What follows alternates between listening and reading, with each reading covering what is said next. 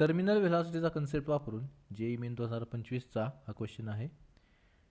A small rigid spherical ball of mass m is dropped in a long vertical tube containing glycerine.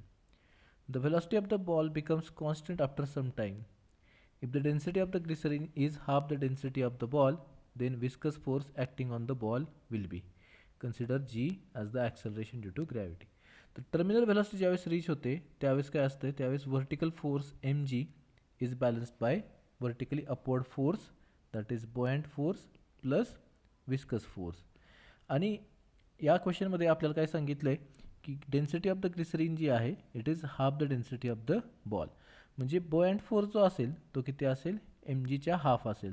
So आपल्याकडे काय येईल, mg is equal to mg/2 plus viscous force.